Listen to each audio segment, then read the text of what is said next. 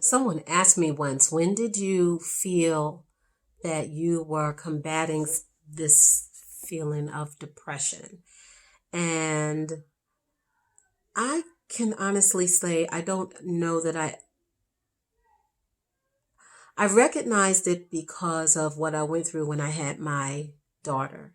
My daughter it was born a preemie and 2 pounds, and it was devastating to me because it wasn't the traditional birth that I expected. I wanted to carry full term and go through all the pain and the angst of giving life to this beautiful girl. And here I was instead on bed rest in the hospital. And then at a crucial point, I had to have a cesarean, and then she came out so tiny and so little, and she was in the NICU for almost about a month and a half, I think.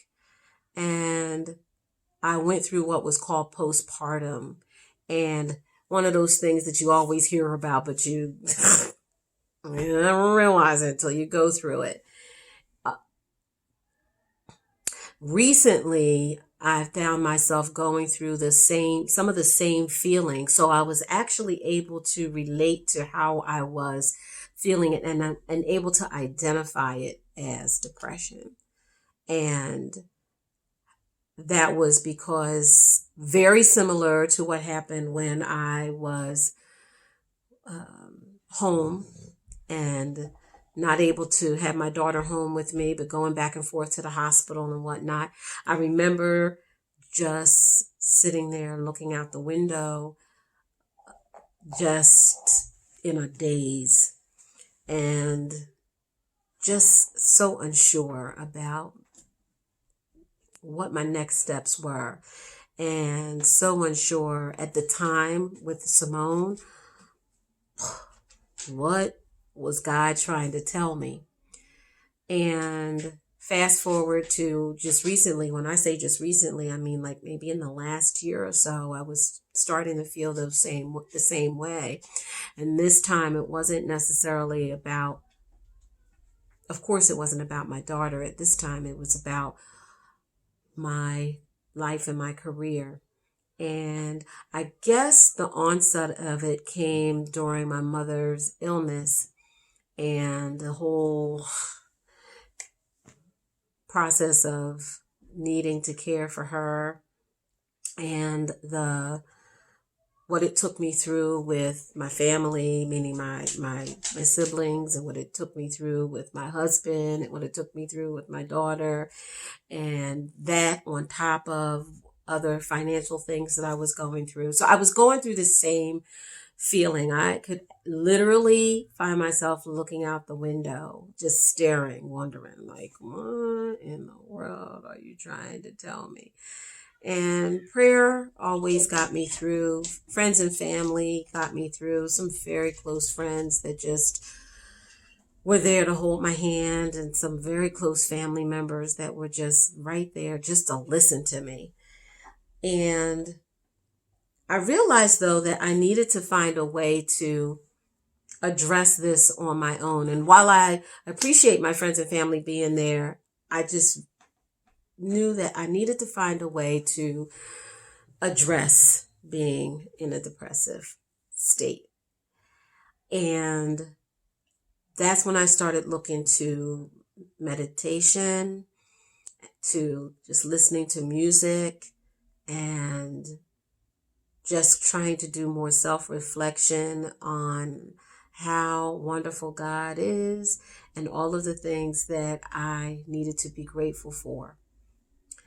And in doing so, I just started churning. I started realizing I needed to find what my true purpose was, and why was God taking me down this road again of being so down on myself and not knowing where I'm going. And then my mother was just continually taking ill, and relationships were strained with certain people, but building up with other people, like totally unbeknownst to me, there was this almost a twister going on, and um, people were coming in and out of my life, people that I had never expected, and some for the better, some for the worse, some for a season, some for a reason, and some for a lifetime.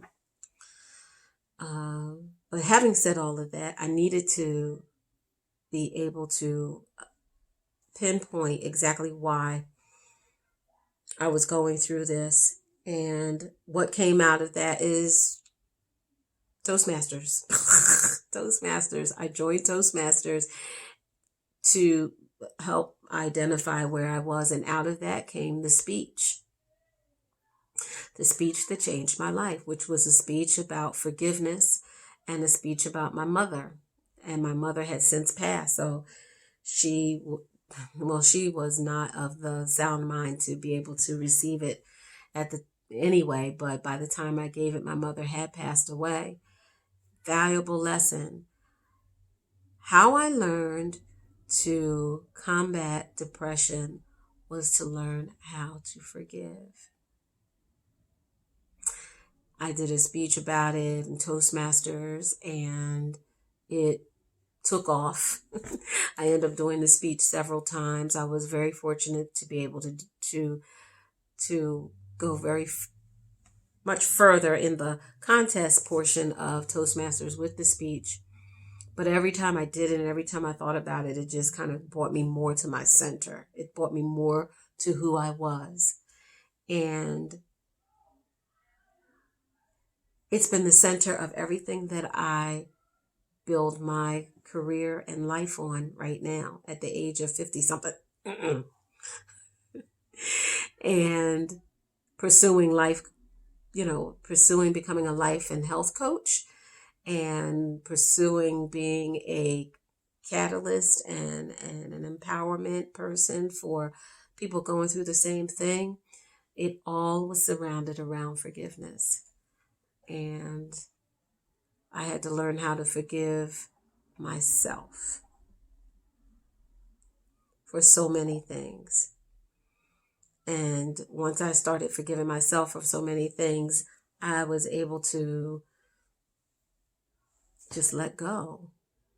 And with letting go, I let go of those things that were not beneficial in my space. Or I was reevaluating what was beneficial in my space or just looking at them differently, I guess. And it's remarkable that it's how I fight when I'm feeling depressed. I even started looking to, I had always been looking to Brene Brown and Lisa Nichols, had always been, but they both were speaking to me from different spectrums. And then I was reading other books by other folks as well. But bravery, which is what Renee taught me, was about being secure and being insecure, bravery and courage. Lisa taught me, that was Brene. Lisa taught me about being my own voice, speaking in purpose, and forgiving myself and being grateful. And I've been spinning on those two axes since the last couple of years. And I'm really excited about where my life is going to take me. And I don't know how long we have. That's one of those things, right? We just don't know how long we have. But I know that every minute that I spend now is just about living in my purpose and trying to be an example for my daughter and to show her, what do you do when you're in a situation where you may feel this way? And I'm excited.